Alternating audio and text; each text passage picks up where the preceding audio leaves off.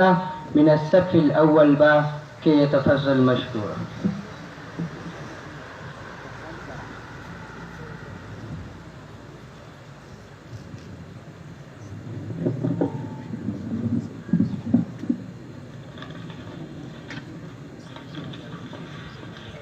السلام عليكم ورحمة الله تعالى وبركاته. أحمد حمد الله تعالى أولا وثانيا، وبعنان الثناء إليه ثانيا، وعلى أفضل رسله محمد صلى الله عليه وسلم مصليا ومجليا. أما بعد، أيها الإخوان الأعزة، إن أهمية اللغة العربية واضحة كاشفة على كل من له علاقة أو نسبة، ولو كان قل أو جل على العلم. إن هذه اللغة الكريمة هي أم اللغات، والدليل الساتر على دعواي أن لغة العرب أفصح اللغات وأوسعها وأبينها، فلهذا أنزل أشرف الكتاب بأشرف الملائكة، فلهذا أنزل أشرف الكتاب بأشرف اللغات على أشرف الرسل بسفارة أشرف الملائكة، وكان ذلك في أشرف بقاع الأرض، وإنزاله في أشرف شهور السنة وهو رمضان. ومع ذلك حصص الحق أن تقدر بقدر حقها وشرفها، لا سيما للطلاب والعلماء أن يجعلوها بساطهم ولباسهم. لكن بعد انجلاء أهميتها ما أسرجنا سراجها وطفئنا نيرانها وخبأنا أوارها. فكرنا الأساتذتنا الأجلة أن اشتدت أوارها ويزهو سراجها ويفوق تيجانها، انعقدوا لنا البرنامج حولها، فلذا قمنا بالمسابقة وما مرامها إلا عامتها وتشويق طالبيها والمباثرة عليها، وغايتها أن يعم التكلم وتنطلق اللسن. بعد كلمات الابتدائية أبتدئ نشاطات صفنا من فرع جامعة بتوفيق الله تعالى وعونه، فلذا أدعو أمام حضراتكم محمد عمر وزملائه أن يتشرفوا إلى المنصة وينشدوا أمام حضراتكم الأنشودة قرآني نبض حياتي. محمد عمر وزملائه.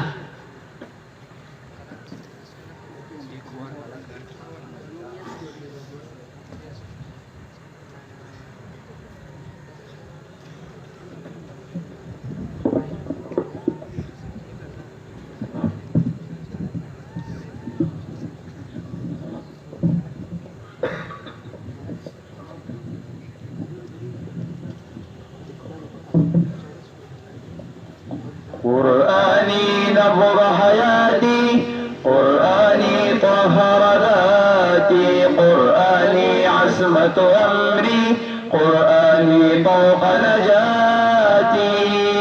قرآني نبض حياتي، قرآني طهر ذاتي، قرآني عصمة أمري، قرآني طوق نجاتي. آيات الله حمدتني غمرتني بالبركات، تحفظني من همزات الشيطان ومن زلات. آيات الله حمدتني غمرتني بالبركات، تحفظني من همزات الشيطان ومن زلات.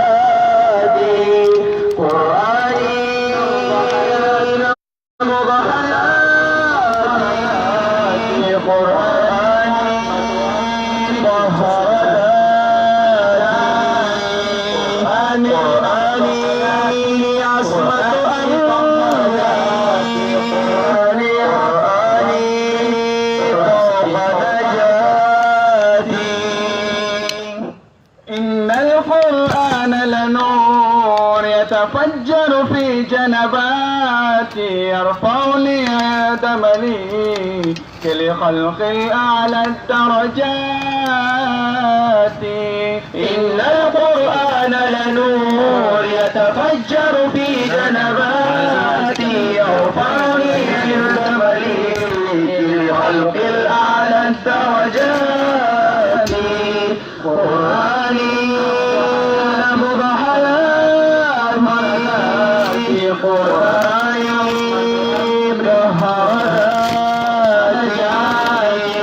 قرآني عصمة أمري قرآني فوق نجاتي معجزة خالدة ما أعظمها من كلمات من الرحمن علينا بكتاب من رحماتي معجزة خالدة ما أعظمها من كلمات من الرحمن علينا بكتاب من رحماتي قرآني نبض حياتي قرآني طهر ذاتي قرآني عصمة أمري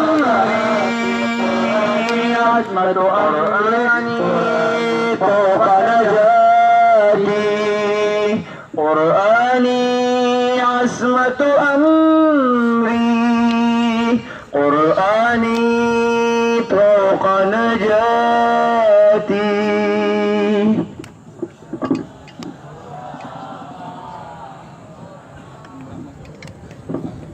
ما شاء الله. بعد ذلك أدعو أمام حضراتكم الطالبين الذكيين للحوار أن يتشرفا إلى المنصة ويقدم أمام حضراتكم الحوار.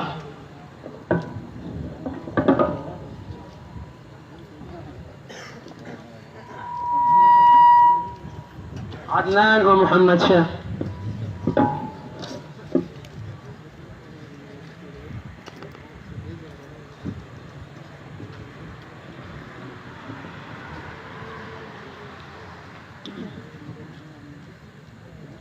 السلام عليكم ورحمة الله وبركاته. وعليكم السلام ورحمة الله وبركاته. ما بك تذهب مواريا عنا عيانك، ولا تحرك لدينا لسانك، ولا تظهر في الضحك سنانك. يا أخي الكريم، لقد بلوت أساليب الاكتساب، ورغم ذلك قلبني في قوالب العقاب، وأنكر مني في الانتساب، وجعل بيني وبينه من الحجاب، حتى شيبني من الشباب. بأي شيء أصبحت مصابا، واستحققت عتابا، وزعمت في الماء سرابا؟ أخي، أنا طالب في الجامعة العصرية، وأجتهد كثيرا ولو كنت جسيا، لكن أبي لا يمتثل بأمري، فلذا إني إليه أرمي. ويك يا غلام، يحيطك بقولك ملام. أيأمر الولد أباه الذي يفرغ عليه كلامه، ولو قليلا من العقل لكفاه. لماذا تخجلني ومن الجهلاء تجعلني؟ ألا أستحق الزواج؟ ودع عنك اللجاج، واستمع إلي ولا تصو علي. هات بما بدالك، وللكذب اربط حبالك، ولا تغرد في غدرك جبالك. أحب إحدى الفتيات، واستعملت إليها من الالتفات، فلم أر فيها من الشبهات، وبذلت جهودي لها في الخدمات، ووجدت فيها من الصفات، ثم انتخبتها في الجميلات. ما اسمها؟ اسمها حسنات، المأخوذ بين المسميات. لقد استسمنت يا هذا ذا ورما، ونفخت في غير ظلما. إنها من الكاسيات التي غاريات، واللائي مائلات ومميلات، واللاتي لا يجدن ريح الجنة في الجنات. لا أطيعك في ذلك، لا في الحال ولا مآلك، وأقول لك اهرب من هنالك. أنا تاركك الآن، أنا تارك الآن، واللعنة على من في المقال آن، وهتكك إياي في اللسان، ولا يلتام ما جرح اللسان. فإن النبي صلى الله عليه وسلم يقول: مما فيه لا يؤول رضا الرب في رضا الوالد، وسخط الرب في سخط الوالد. ولعلك سمعت هذا في المآلف. نعم، ما قلت، وعلى قلبي سلت، وفي الآفاق جلت. أخبرني، ما مهنتك؟ أنا طالب الشريعة القرآن، وبهذا أحببت إلى الأقران. في كل حين من الأحيان وفي كل زمن من الزمان. العلم ينال حين ذهب منك الأطيبان ولو كنت قصيب البان. ما شاء الله، أنت طالب شرعي ومن الوالد ماضي، وفي الكلام نقي، وفي الأعمال تقي، وفي الإنفاق سخي. فمن الآن أفارق محبتي وأودع مودتي، ولو كان فراق الحبيب يشيب الحديث ويذيب الوديد. سبحان الله، الآن اطلعت على إرادتي حتى رميت عن قوس عقيدتي، فأنا أجمل عشرتك وأجمل قشرتك. لا حاجة إلى ما تقول، خلت الأيام التي كنت فيها أقول وفي الحق أزول، لكن زدني إيضاحا زادك الله صلاحا. لقد أفلجت صدري ورفعت قدري، وأنت لا تفعل بأبيك غيرا، لنتحاذى في الفعال حذو النعال. الحق معك والحق أحق أن يتبع، والصدق حقيق أن يستمع. وكنت أرتجو المآثم وتبين ذلك من المآثم، لأنه ما استتر من كاد الجمل ولو كان عليه الثمل. نعم، لكن العصاء قرعت بذي الحلم، فادخل كافة في السلم. لا أنسى حسنك إلي دائما في العقول والسجول، ولو كنت قائما ونمت نائما، وأدعوك لك لما أكون صائما. إلى اللقاء، ولكن أرع الجار ولو جار، واحتمل الخليط ولو أبدأ التخليط، وابذل الوصال لمن صال. أعمل بنصحك ولو كنت في الماضي، وأصفي نيتي لمن يتمنى من نيتي، وشرا لا لقيت ما بقيت ضرا. في أمان الله. مع السلامة.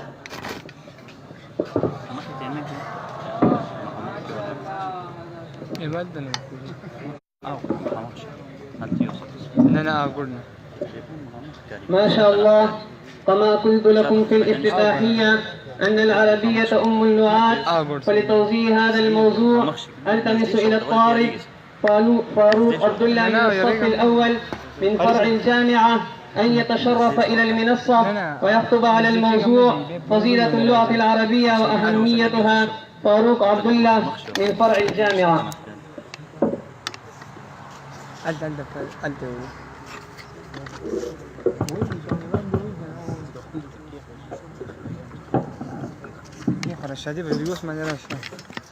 نحمده ونصلي على رسوله الكريم.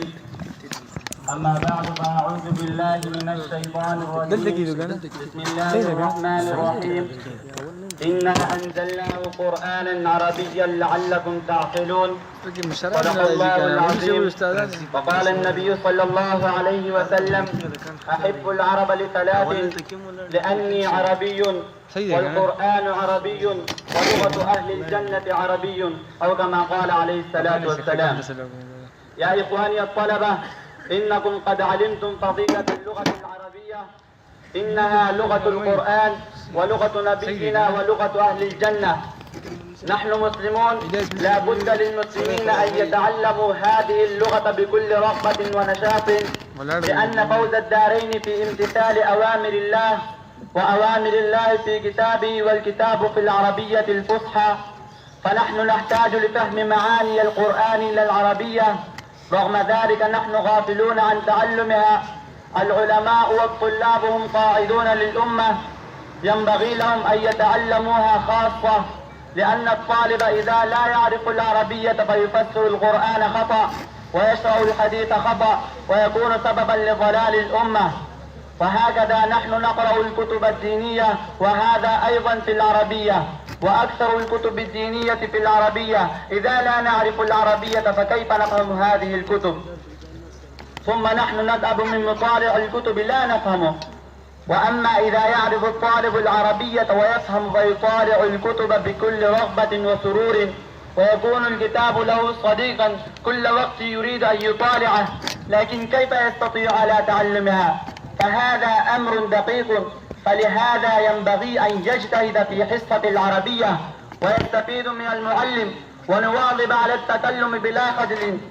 لأني إذا قلت للطالب واظب على التكلم فيقول أنا أخجل لأن تمام الطلبة يتكلمون في اللغة البشتوية، فكيف أتكلم بينهم في اللغة العربية؟ يضحك الطلاب مني. فيا أحمق، أنت تخجل بتكلم العربية، ولما أنت تخجل بالقرآن والأحاديث؟ لأنها في العربية. يا أيها الطلبة، هذا الكلام الخطأ. الطلاب العصريين لا يخجلون بتكلم الإنجليزية، فكيف تخجل بتكلم العربية؟ والعربية أفضل من الإنجليزية بكل اعتبار. والمدرسة تجعل لنا بيئة العربية، تنعقد لنا حفلات العربية والمسابقات، والأساتذة ترغبنا إليه أيضا، لأن العربية ضروري جدا. كيف تشعر إذا تخرج الطالب من المدرسة بعد 8 سنوات وقضى 8 سنوات في المدرسة الدينية ويقرأ النحو والصرف والأدب والمعاني، ومع ذلك لا يستطيع أن يتكلم؟ ما سبب ذلك؟ لأنه كان لا يواظب على التكلم. أية لغة إذا تريد أن تتعلمها فلا بد لك أن تتكلم بها على المواظبة، ولا تلتفت إلى ضحك الطلاب لأنهم يضحكون يوما أو يومين ثم يتكلمون معك في العربية أيضا. وهكذا إذا جاء الطالب إلى المنصة فعلينا أن نسكت ونستمعه جيدا، والمعلمون أيضا جلسوا هنا، فهذا خلاف الأدب، وما علينا إلا البلاغ والسلام.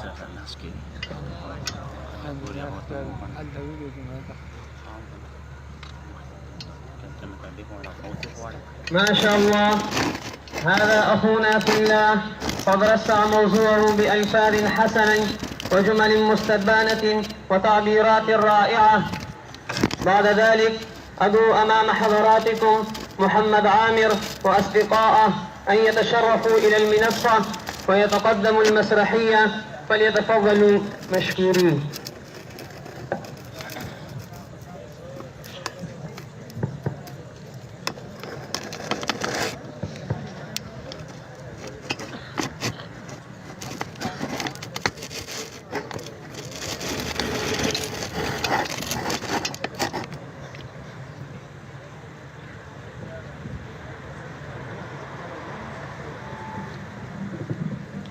يا خادم، أحب أن أكل السمك.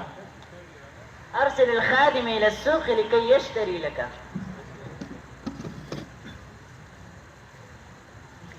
السلام عليكم. وعليكم السلام.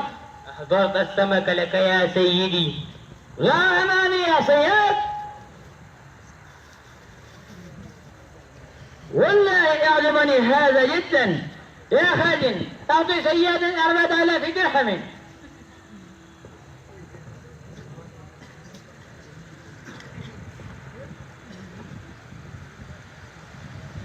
بئس ما صنعت. لماذا يا خادم؟ لأنك أعطيته 4000 درهم بدل سمك واحد. كيف إن أنا أردد هذه الدراهم؟ قد صدقت يا خادم، ولكن يقبح بالملوك أن يبيع في عباده هو قمة الأمر. أنا أدبر هذا الحال. وكيف ذلك؟ تدعو الصيادة تقول له هذه السمكة ذكر هي أم أنثى؟ فإن قال ذكر فقل إنما طلبت أنثى، وإن قال أنثى فقل إنما طلبت ذكرا. يا وديني، نادي هذا صياد. يا صياد، يناديك الملك.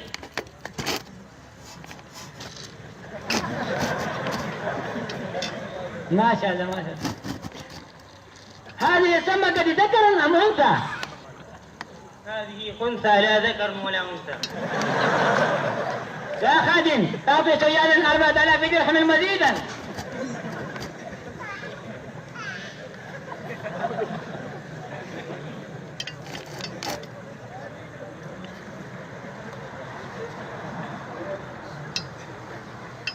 رأيت خسة هذا الرجل وسفالته منه درهم واحد، فألقي بعنقه 8000 درهم، وانحنى على الدرهم فأخذه، ولم يسأل عليه أن يتركه ليأخذه غلام من غلمان الملك. صدقت يا خادم، إنه حزين جدا. يا ولي، نادي على صياد. يا صياد، يناديك الملك.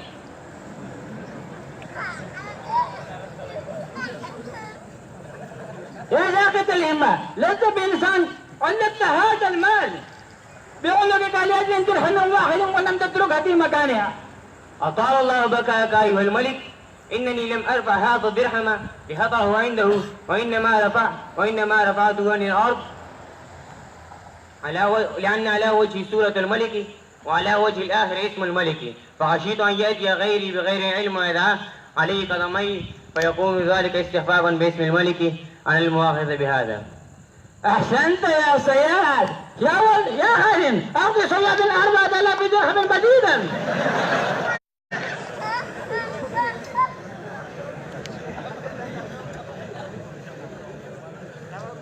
لا يتدبر أحد برأي الحالم الأحمق، فإنه من تدبر برأي الحمق